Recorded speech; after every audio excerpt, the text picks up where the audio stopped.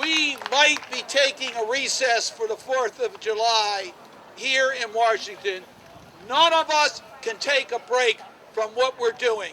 And that is, we're going to protect Americans, we're going to defeat this bill, and we're going to continue to build on health care as a right.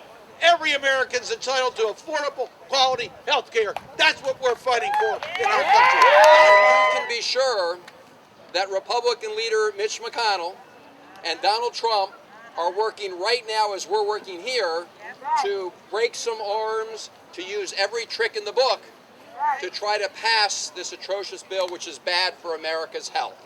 And so we need to commit ourselves over the coming days and weeks or months, however long it takes, to show up everywhere in this country to let our Republican Senate colleagues know that they've got to vote no on this bill. Are we going to do that? Yeah. When they brought their bill to the House side, I saw one of my colleagues from the other side of the aisle get up and say, you know, under Obamacare, there are healthy people who are paying money for insurance for sick people. And I got up and I said, yes, that's how insurance works, my friends. That's what insurance is all about. And either we've got some sense of basic democratic solidarity among the citizens of the country, or we don't. But I think that we do. I think that we've got it, and we are moving forward to the day when we will have universal, single-payer health care for everybody in America. That's where we're going. But I came to talk about my family. I'm the oldest of 6 children, and a year younger than I was my sister Kathy, who was born 1951 with an intellectual disability, an IQ somewhere around 59. And we were raised to take care of Kathy. She's the one who found everything in the house, but she was the one that we all had to take care of. And my mom always said that the 6 of us all grew up to become Democrats because of Kathy, because we saw that people were not born with every advantage in life. And as Kathy got older, we got deeply involved in the intellectual disability community. My mother was the president of ARC in Northern Virginia. Kathy was president of People First, lots of good things. And we discovered that in family after family after family, they spend all of the family's resources taking care of that child and then that adult with an intellectual disability until there's no money left. And the only thing they have to fall back on is Medicaid. We have 10,000 people right now, Virginians with intellectual disabilities who can't find housing, living with their aging parents, turned out on the street. And this bill, which cuts Medicaid by 26%, $800 billion over the next 10 years, only to pay for tax cuts for the wealthiest among us, is absolutely immoral, absolutely crazy. I am looking at the face of this country, and we are not going to take healthcare choices from women. And I want you to know that as long as I am the senior Democrat on the committee that pays for Medicaid and private health coverage, if anybody tries to deny women the opportunity to see the doctor they trust, we're gonna stop them cold. It's an opportunity to keep making your voices heard. Keep rallying, keep talking to your friends and your neighbors and family members. Talk to the person in the grocery line next to you. Everyone about how devastating this Trump care bill will be. This is an opportunity to send a message loud and clear to those Republican leaders, those 13 men cutting deals in that back room. They're sitting in that room and they're twisting arms and giving out sweeteners. Those are 13 men making decisions about your life, your health care access, and your reproductive rights. Now, what were the Republicans doing at the time? They were in their closed secret caucus, and guess who was talking to them? A multi-billionaire hotel owner from Las Vegas who wanted a tax break.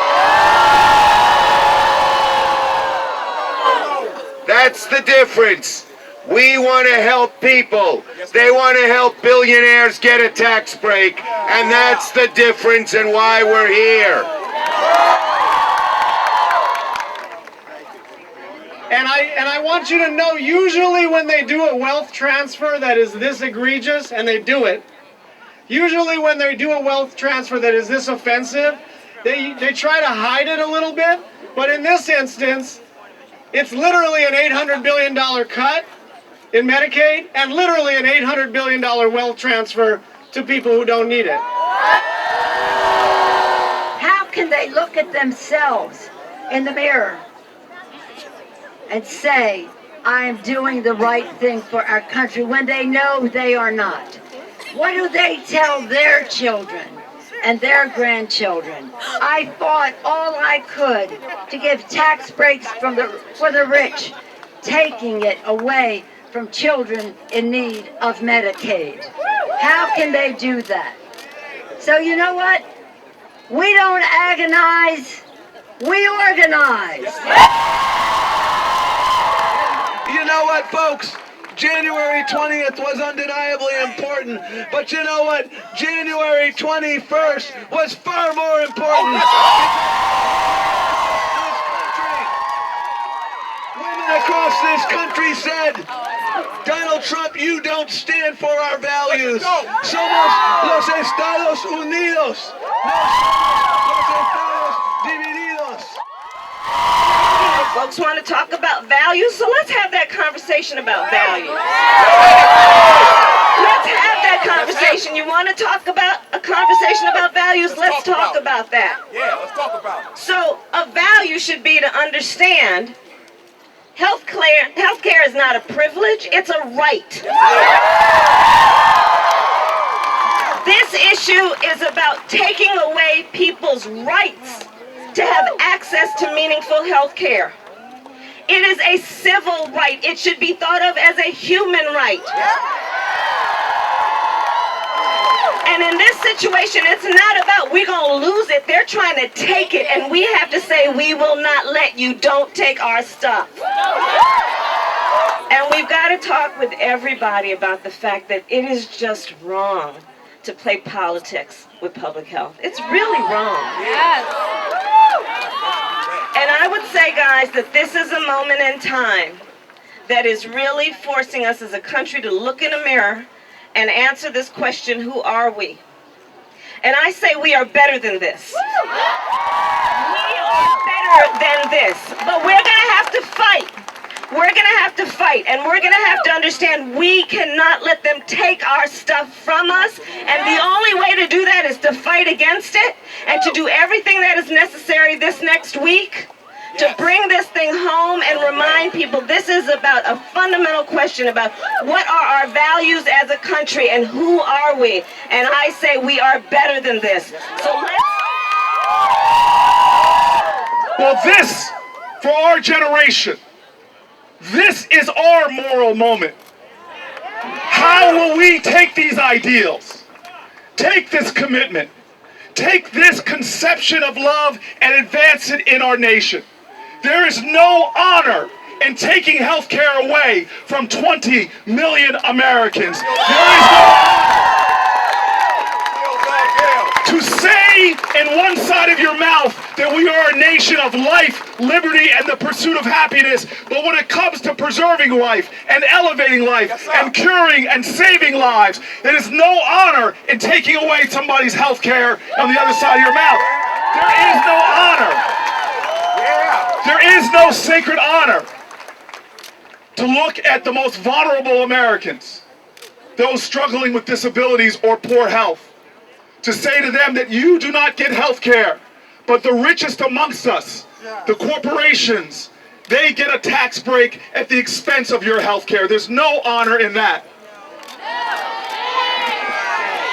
And so in this moral moment, we now must decide. The true enemy in our midst right now, as Martin Luther King said, what we will have to repent for is not the vitriolic words and violent actions of the bad people, but is appalling silence and inaction of the good people. We have enough people to stop this craven and cruel bill. Yes, we will. We have enough people to reject tax breaks for millionaires and billionaires at the expense of others. But the challenge we have right now is that too many people think democracy is a spectator sport. Too many folks are sitting on the sidelines. The true enemy right now is apathy. The true enemy right now is indifference. The true enemy right now is silence. We, the people of the United States of America, must now speak up. We must now stand up. We must now fight. This is our moral moment. And I'll tell you what our history shows time and time again. When demagogues rose, when people who favored the powerful rose, what our history has shown in every generation, time and time again, the truth of this democracy is that the power of the people is greater than the people in power. And so I give you my final call now. For all those people who have benefited from the struggles of the past, for all those people who benefit from the work of an Ella Baker, of a Susan B. Anthony, of a Cesar Chavez, of the marchers on the Edmund Pettus Bridge, of the Stokely Carmichael, all those people who benefited from the struggles of the past, you now must look at the face of history and say, it is my turn to stand up. It is my turn to fight. It is my turn to unleash the forces of love on America. And I'll tell you this, if we in the next week, if we fight together, and we work together, and we love together, and we get folk woke, this bill will die, and we as a nation, will the truth of us and who we are, it will go marching on. Thank you very much. We gotta kill this bill.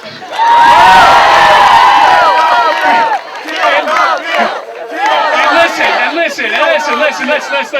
There is no sadness that you feel right now. There's no anxiety that you feel about what's happening in this country. There's no anger that you feel that cannot be cured by political action. Everything that you have done, every bit of organizing, everything that you have learned, it's all a predicate and a prelude to this moment right now, right? There is nothing more important than that you have ever done. And I gotta tell you, looking at the crowds that turned out for our little impromptu vigil the other night, looking at the crowds that turned out today, I have confidence we're gonna win this. We're gonna win this. Healthcare is a right. I stand with you. We need health care for all of our citizens now, more than ever before. So I come here just to say, don't give up. Don't give in. Keep the faith. Keep marching.